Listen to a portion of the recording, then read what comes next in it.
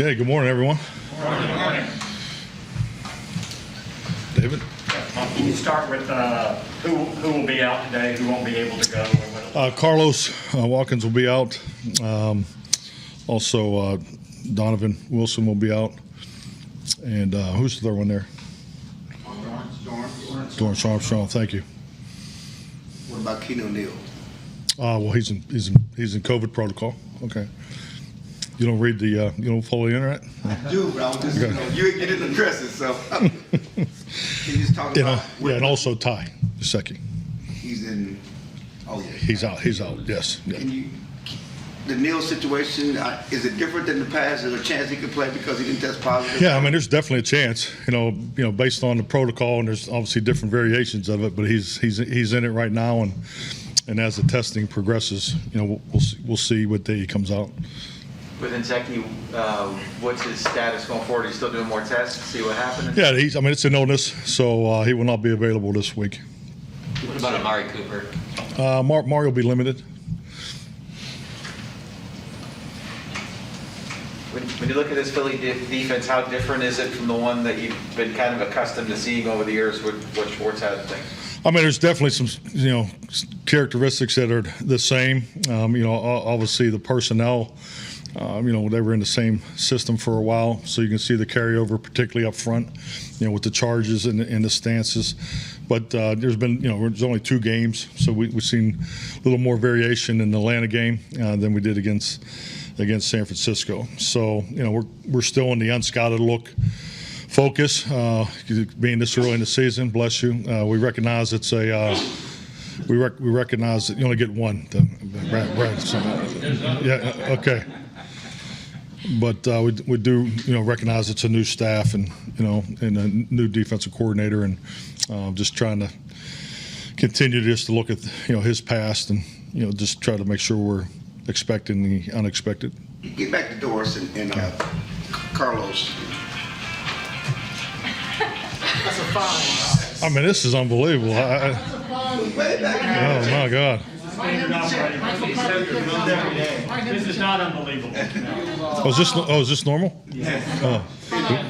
Well, Rich, now I know why Rich wants to go back to virtual. Yeah.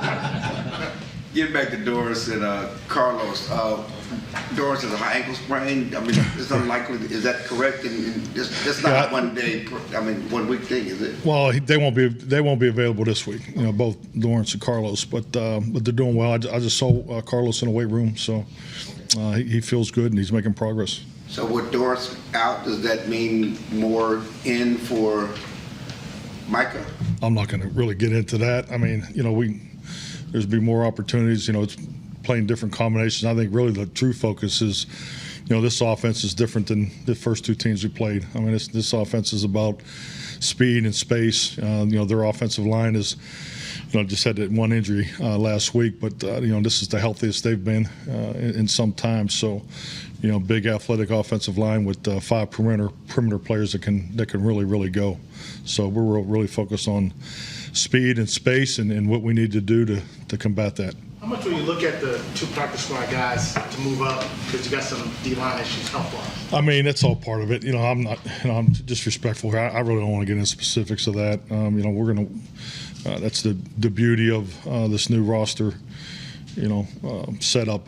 It gives you the ability to move guys up, and so, you know, you have potentially a COVID, you know, exempt also. So I mean, all those things factor into it, but. You know, you have a projected 48 each week, but you never just work 48 players. You know, so you usually work in the range of 54 to 55, and so we'll see how it shakes out. We've asked you before about Micah's versatility and what that gives you, but do you also want to avoid to some extent of basing your decision based on injuries at other positions every week? I mean, I know you're looking at matchups, and sometimes that dictates what you do. Mm-hmm. But do you want to stay away from that, where it's always, well, here's the guy that's hurt, so maybe we can move him here? I mean, I think it's clearly why you play chess all week. I mean, you play the different combinations, and you know you want to have foresight on what move you want to make next, because you're really, when you get into the game, you want to be playing checkers. You know, you want to be playing fast and things like that, and that's no different with Micah or what personnel groups match up the best, against their offense too. So, and once again, this is new play caller on offense. So I mean, we're just really trying to stay focused on what to expect from the Eagles. Mike, has Randy cleared COVID protocol, and what's the ramp-up period? Randy's he's been to work the last 2 days. So. You said Ty is out for the week.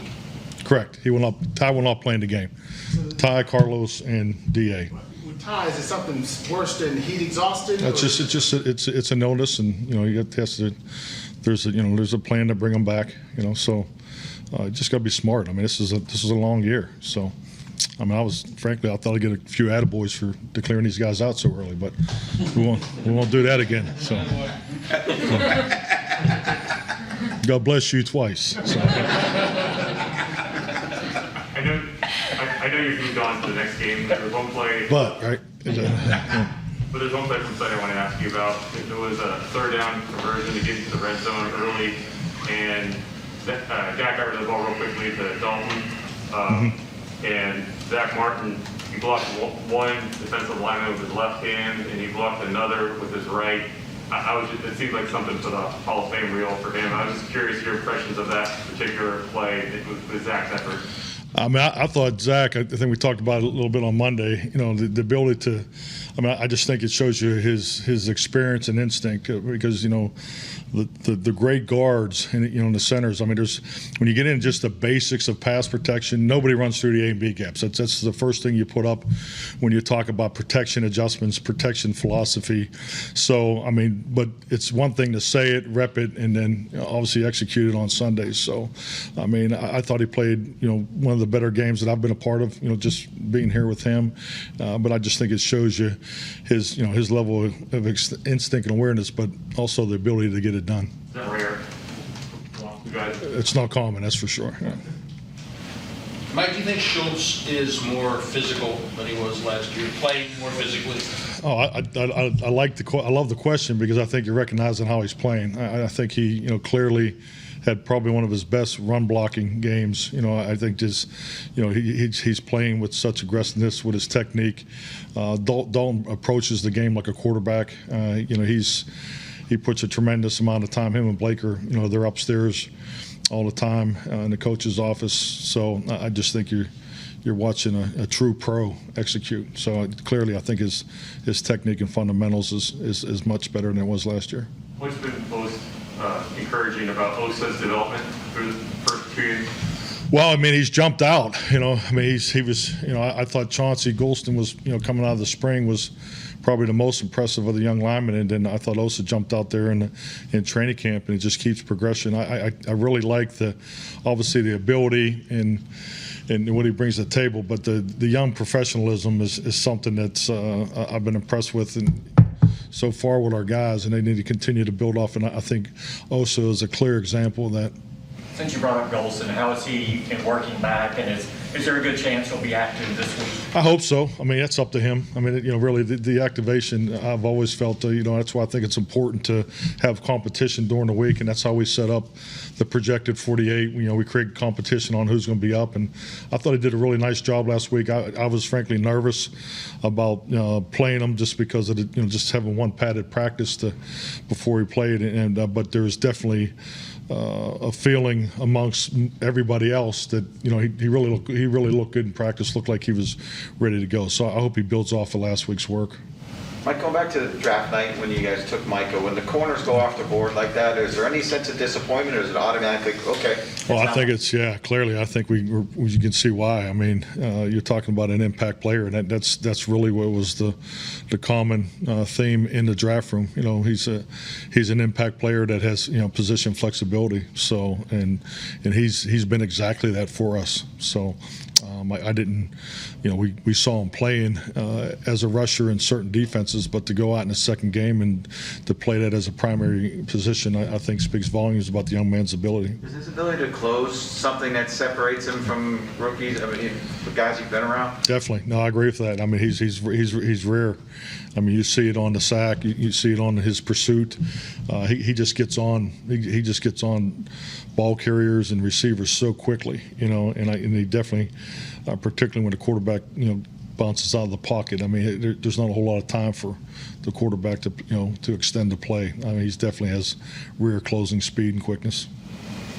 Mike, your thoughts on Jalen Hurts, the first couple of games you've seen compared to when you played? Yeah, I think he's, if I was doing the, evaluation from year 1 to year 2, I think he's definitely taking that second year jump. I think he's looked very composed. Jalen's totally commanded our offense. I know it's a new system for him, but he looks a lot more comfortable in the pocket. I thought he hit some really nice deep throws against San Francisco, but he's a weapon. I mean, he gets outside the pocket. He's productive, but his eyes are still downfield, and I think that's something you always look for, particularly in young quarterbacks. So I think he's off to a really good start. I think his statistics speak for themselves, but I've been impressed with him the first 2 games. Mike, there were times late last season when y'all talked about the finish on defense or lack thereof. I know you're not focused on last year, but how much has the energy and finish been key to the defensive improvements so far? Well, the energy and finish was frankly, it was a focus for a whole football team. It wasn't good enough last year, clearly in the first half of the season. So when we break it down in pursuit and finish on defense and in coverage units, and we term it cover and finish on offense in the return game, because it's just like anything in the cover and finish. You got one guy that carries the ball, the other 10 they need to cover the football. So so much about this league is built on the ball security, and securing the football when you have it, but securing it when you don't. And I'd like to stand up and think that we're never going to have a turnover, or we're never going to fumble the ball. But it's just like the one that happened against the Chargers. Tyron, just to get right on that football, that was a big play in the game. And so finish is something that I'm sure every coach has his method, his verbiage, how he goes about it. So that's been a focus of ours, and we're off to a good start. I didn't think it was great in training camp. I thought it was up and down, but weeks 1 and 2, we definitely have checked that box. So we're off to a good start this year. What's the key to keeping that good start and building out? What's the key to keeping it You were going? saying in training camp it wasn't quite where you're at, but we Well, it's a fundamental. To me, it's we have the 6 fundamentals of cowboy football, and that's definitely one of them. Finish, pursuit and finish, and cover and finish. Thank you. Thank you. Okay, thank you. Our fans are acknowledged.